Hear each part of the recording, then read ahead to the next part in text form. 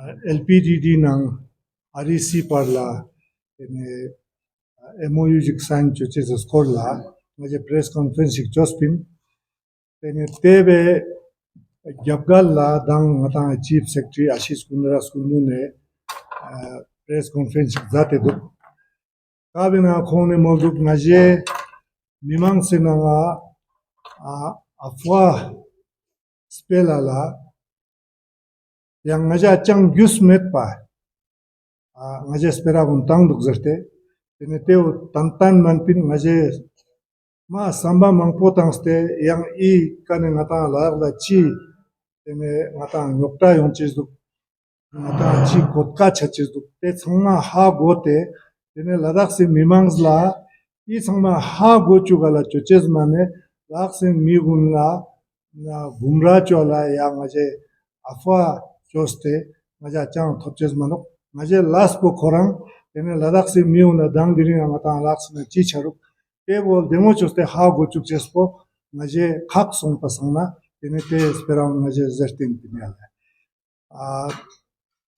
जो रिसेंटली हमारे chief secretary साहब ने जो प्रेस कॉन्फ्रेंस किया वो उससे पहले जो हमने प्रेस कॉन्फ्रेंस किया था उसी के बारे में था और चीफ सेक्रेटरी साहब ने कुछ ऐसा इम्प्रेशन दिया कि हम लोगों को गुमराह करने के लिए अफवाह फैलाने के लिए ये सारा चीज़ें हम बोल रहे हैं लेकिन बिल्कुल वो हकीकत नहीं है हम लद्दाख के लोगों को आगाह करना चाहते थे कि क्या हो रहा है और आपने कुछ चीज़ें जैसे कहा कि हमने उनको इस बारे में कुछ कहा ही नहीं तो हमारे साथ बैठ के पहले ही बात करते लेकिन आप भूल जाते हैं जब 28 तारीख को हम LG साहब से मिले थे वहाँ आप भी तशरीफ रखे थे वहाँ पर हमने लिख के LG साहब को दिया था और LG साहब ने इसके बारे में कुछ बातें बोली भी तो ये बिल्कुल आपने गलत चीज़ ये कहा कि हमने कभी आपको इस बारे में कहा नहीं है और उससे पहले भी हमने 2 बार लिख के दिया था और जब भी हमने लिख के दिया उसका कॉपी हमने आपको दिया था और आपने उसमें आप ये भी कह रहे थे उसमें कि प्राइवेटाइजेशन का कोई बात ही नहीं है तो हमारे पास पूरा सबूत है कि आप ही का डॉक्यूमेंट्स ये प्रूव करता है कि 9 मई को यहाँ ले में REC के साथ प्राइवेटाइजेशन के बारे में MOU साइन करने वाला था उसके लिए आप लोगों ने ऑर्डर भी निकाला है सब कुछ किया है तो ये प्रूफ है हमारे पास कि कल आपने जो इन्फॉर्मेशन दिया वो बिल्कुल गलत इन्फॉर्मेशन मिस इन्फॉर्मेशन आपने दिया और लोगों को मिसलीड करने की कोशिश की तो हम समझते हैं ये आपने जो भी बातें कही वो सच्चाई से बिल्कुल परे है और हम समझते हैं ये तो क्या बोलते हैं चोरी और सीना जोरी जैसा हो जाता है जब लोगों को हमारे लद्दाख के लोगों को गुमराह करने की कोशिश करते हैं तो इस बारे में हम आज पूरी तरह से तैयारी करके आए हैं और हमारा एपेक्स का वकील मुस्तफ़ा हाजी साहब ये एक्सप्लेन करेंगे पॉइंट बाय पॉइंट कि जो आपने वहाँ पर चीज़ें रखी थी वो कैसे सच नहीं है और हकीकत क्या है वो हम आप लोगों के सामने मुस्तफ़ा हाजी साहब रखेंगे। जिस तरह से हमारे चीनी साहब ने कहा कि हमने LG साहब की प्रेस कॉन्फ्रेंस का हवाला देते हुए उन्होंने कल कहा कि जो हमारे सीनियर 2 ग्रुप्स हैं एपेक्स और KD की तरफ इशारा करते हुए कहा कि इन्होंने मिस इन्फॉर्मेशन फैलाने की कोशिश की लद्दाख में आवाम को गुमराह करने की कोशिश की और साथ में ये भी कहा ये महारथी जो हैं इनको शायद अंडरस्टैंडिंग चीज़ों की नहीं है ये बड़ा ही अनफॉर्चुनेट है ये बड़ा जो लैंग्वेज जो यूज़ उन्होंने किया वो बड़ा अनफॉर्चुनेट है तो इसलिए हम जिस तरह से सिंह साहब ने कहा कि हमने पहले भी इसको रेड फ्लैग किया था वी फ्लैग्ड इट ऑलरेडी और हमें मजबूर किया उनकी प्रेस कॉन्फ्रेंस ने कि इसको हम सबूत के साथ आपको प्रूव करें लद्दाख की आवाम को कि किस तरह से लद्दाख का जो वाहिद एक हमारा इदारा हो सकता है जो पावर सेक्टर है हमारा उसको किस तरह से प्राइवेटाइजेशन करने की फुल कोशिश की जा रही है और कोशिश में ऑलमोस्ट 90% में ये कर चुके हैं, प्रोग्राम इसका ऑलमोस्ट कर चुके हैं। जिस तरह से सिंह साहब ने कहा, कल हमारे चीफ सेक्रेटरी साहब ने कहा कि मुझे इस बात की कोई इल्म नहीं है कि हमारा कोई एमओयू साइन हुआ है, मुझे इस बात की कोई इल्म नहीं है कि मुझे यहाँ पे कोई जेवी ज्वाइंट वेंचर की बात हो रही होगी पीडीडी और आरईसी पीडीसीएल की। तो ये प्रूफ है, इसमें आप देखिए ये इसका प्रोग्राम है जो आरईसी की तरफ से। हम आप जितने भी डॉक्यूमेंट्स हमारे पास, हम पब्लिक डोमेन में इसको रखना चाहते हैं, आपके माध्यम से हम इसको शेयर करना चाहते हैं, सो दैट पब्लिक कैन जज इटसेल्फ कि इसमें किस तरह के इसको डिसाइड किया गया। कि आप इस तरह से देखिए, ये जो शेड्यूल है इसमें 7 से लेकर 10 तारीख तक का प्रोग्राम है, जिसमें 9 तारीख को specifically it says privatisation of PDD presentation by REC PDCL. This is the presentation program they were going to give. तो इस वजह से जाहिर होता है। और सिमिलरली उन्होंने कहा कि मुझे कोई एमओयू का कोई इल्म मेरे पास नहीं है, मुझे कोई जानकारी नहीं है, इसके हम जो भी डॉक्यूमेंट आपको देंगे आपके साथ शेयर करेंगे। इन्होंने कहा कि मुझे कोई भी एमओयू के बारे में पता नहीं है। बोलते अगर पता होता, इन्होंने कहा कि ये तो ऐसी बात होगी कि लोगों की यहाँ शादी नहीं हुई 2 लोगों की, ये बोल रहे कि बच्चे को स्कूल डालने वाली बात है। तो ये देखिए इनका मीटिंग का नोटिस निकलता है ये 21 अप्रैल 2026 को, जिसमें मीटिंग रखा जाता है। I'll just read it for the public. It says, the undersigned is directed to convey that Sri P.T. Rudra God, IS Administrative Secretary UT Ladakh, has desired to chair a meeting to discuss on the draft memorandum of understanding between Administration of Union Territory of Ladakh and REC Power Development Corporation Limited on 22/4/2026 as at 11 AM Wednesday in his office chamber. इसमें इस MOU का जिक्र है और कहते हैं कि जबकि इनके ऑफिस से इतने सारे ऑफिशियल्स को बुला रहे हैं, इतने सारे एमडीज, बाय द वे जिस मीटिंग में ये आने वाले थे उसमें हमारे इसके आरईसी लिमिटेड के एमडी साहब आने वाले थे।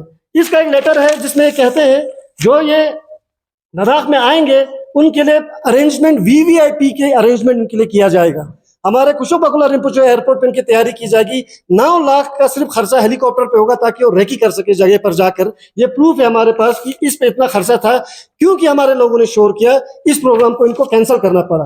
एंड सेकेंडली जो सबसे इंपॉर्टेंट है, जो एमओयू, जो हमारे एमओयू जिसके बारे में बात करता है, आई रीड आउट किस चीज के बारे में बात करते हैं। ये बोलते हैं हमारा ज्वाइंट वेंचर है, यहाँ पे हमारे जो पीडीडी है वो डूबी हुई है, इसको हम रिवाइव करना चाहते हैं, आपको इन्वेस्टमेंट लाना चाहते हैं। हम इन डॉक्यूमेंट के जरिए आपसे प्रूव करके देंगे कि किस तरह से इसको पूरा कंप्लीटली प्राइवेटाइज करने की कोशिश की जा रही है। आप पढ़िए, पहला स्टैट्यूट ही बोलता है, I read out, it says this is a draft memorandum of understanding, जिसमें हमारे चीफ सेक्रेटरी के लिए यहाँ साइन करने के लिए जगह रखी गई है और यहाँ चेयरमैन है आरईसी पीडीसीएल की, जिसको इसको फाइनलाइज करना था। आप इसका कंटेक्स्ट पढ़िए, इसका कंटेंट पढ़िए, काइंडली रीड।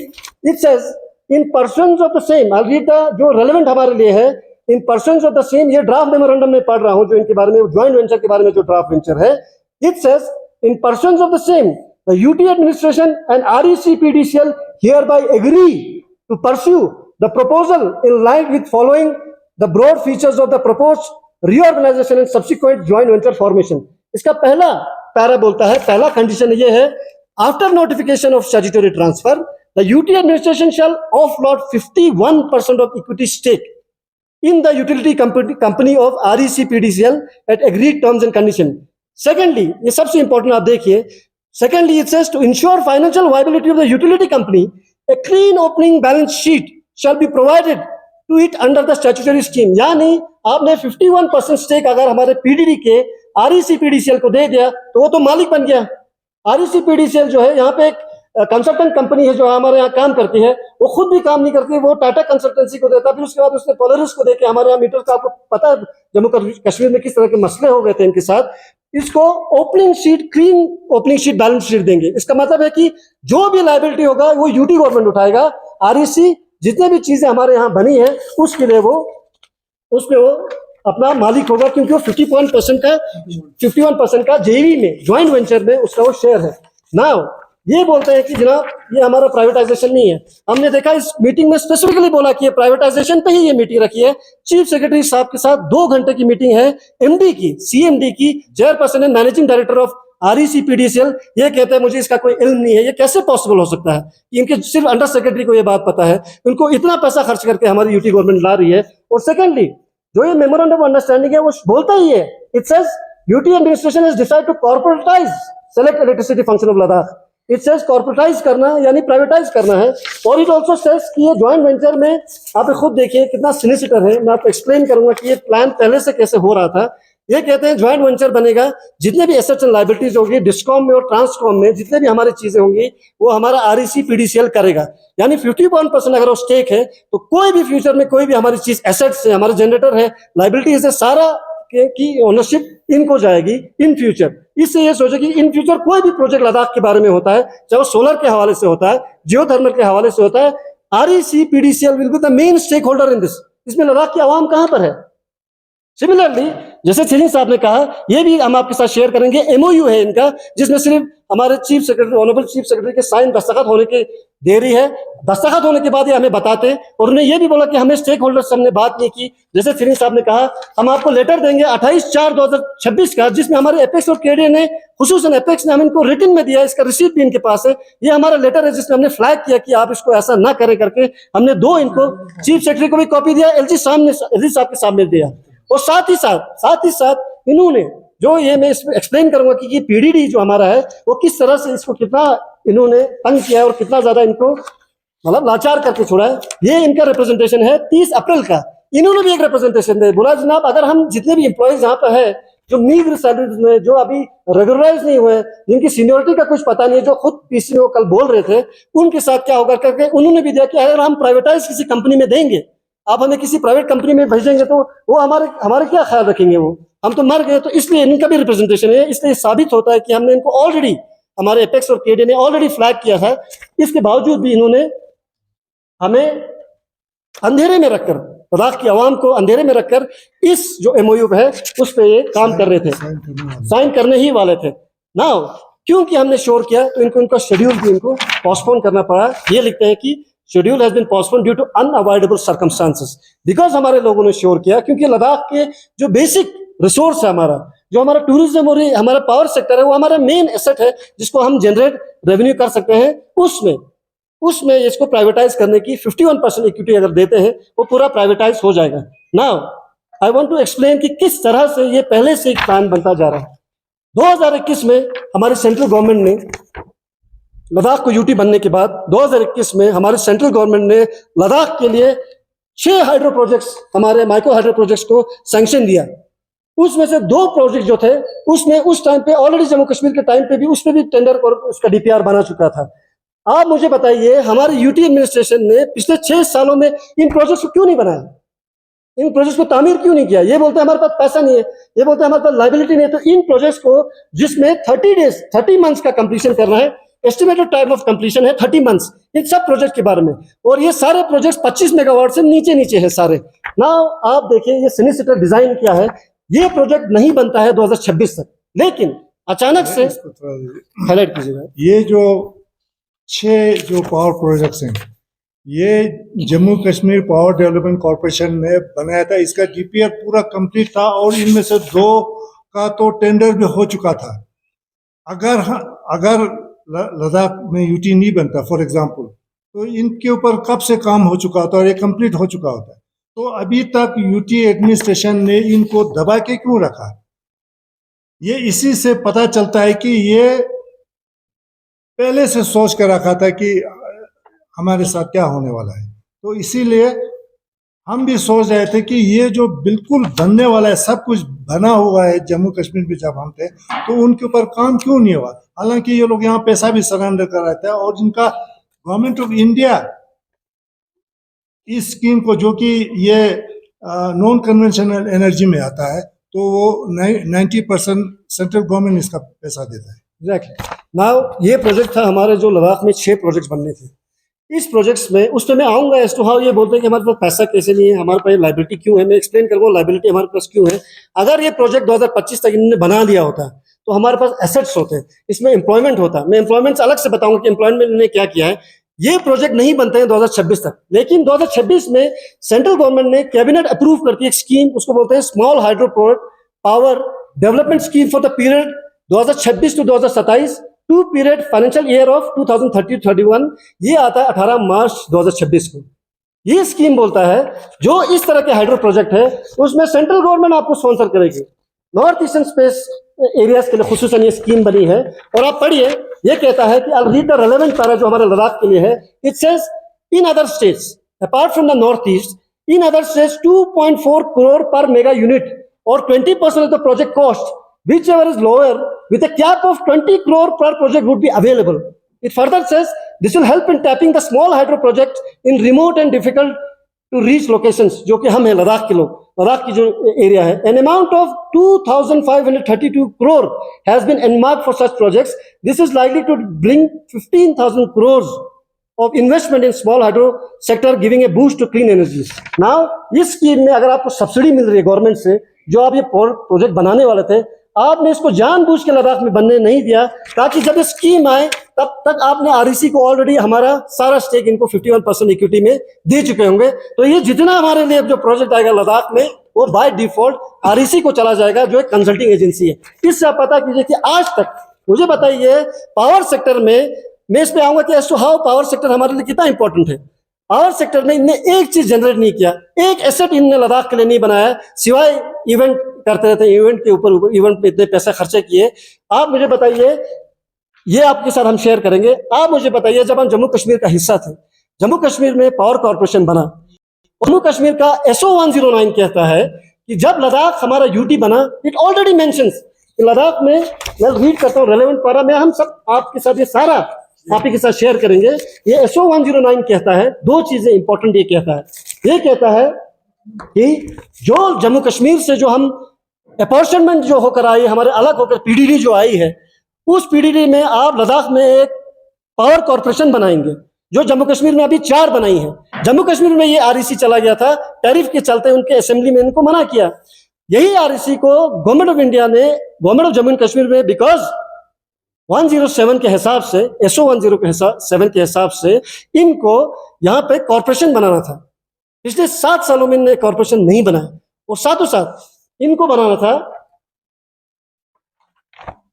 मैंडेटरी था इनको ये बनाना कि जो SLDC है, यानी स्टेट लोड डिस्पैच सेंटर, ये हमारी यूटी गवर्नमेंट ने इनके नोटिफिकेशन के हिसाब से 153 करोड़ SLDC बनाने में इनने खर्चा किया है. और इन्हीं के डॉक्यूमेंट्स के हिसाब से I'll just show it to you, कि आप इसको भी आपके साथ शेयर करेंगे.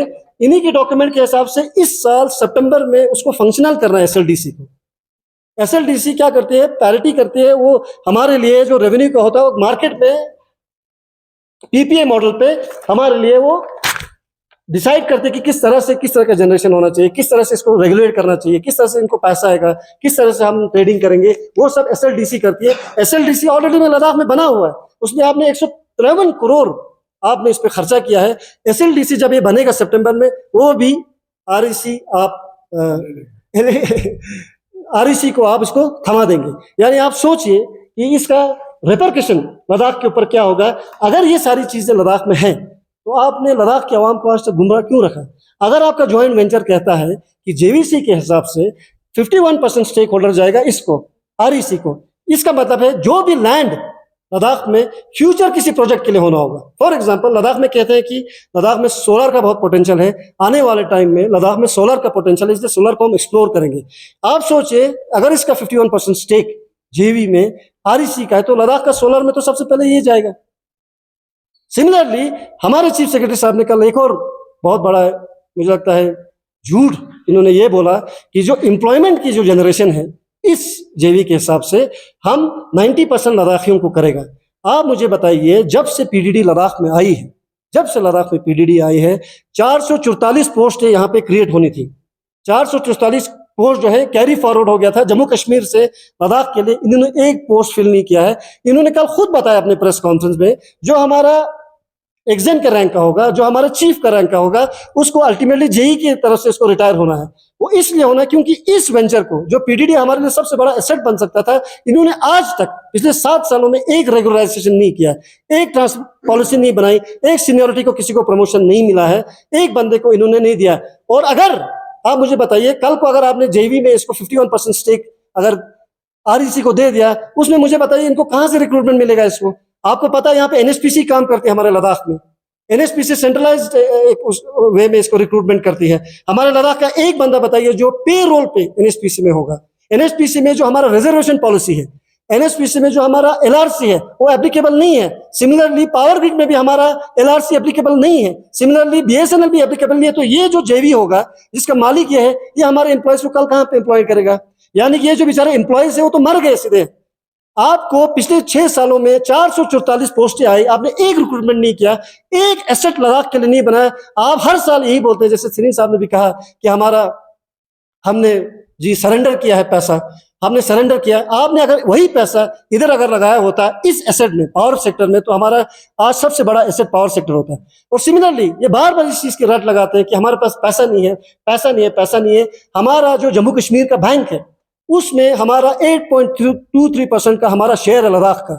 इसका मतलब यह है जो हमारा चीफ सेक्रेटरी है उनके बोर्ड ऑफ डायरेक्टर्स में आते हैं, क्या उनसे लोन नहीं ले सकते थे? हमारा डिविडेंड हर साल का, इस साल का 2025 का 90 करोड़ डिविडेंड है, हमारा 150 करोड़ तक डिविडेंड जा सकता है, उससे हमें प्रॉफिट आ सकता है। उससे पैसे लेके आप इस चीजों को, आपने इस डिपार्टमेंट को जो जम्मू कश्मीर में इस सक्सेसफुली चल रहा है, आपने लद्दाख में इसको फेल क्यों करा है? वो इसलिए करा है क्योंकि मैंने आपको बताया, क्योंकि इवेंचुअली इनको आरईसी को प्राइवेटाइज करना है। और आरईसी खुद कुछ नहीं करेगा बिकॉज वो एक कंसल्टिंग एजेंसी है। आरईसी इवेंचुअली इसको मार्केट में ट्रेड करेगा, बिड करके बेच देगा। तो इवेंचुअली इसकी क्या गारंटी है? जो आपका एमओयू बोलता है कि हमारा लैंड के लिए लैंड एमओयू, मुझे लगता है पूरे लद्दाख के आवाम को इस एमओयू को पढ़ने की जरूरत है। इन्होंने ना कोई ऑब्जेक्शन लिए, ना इन्होंने हिल काउंसिल को गुमराह किया।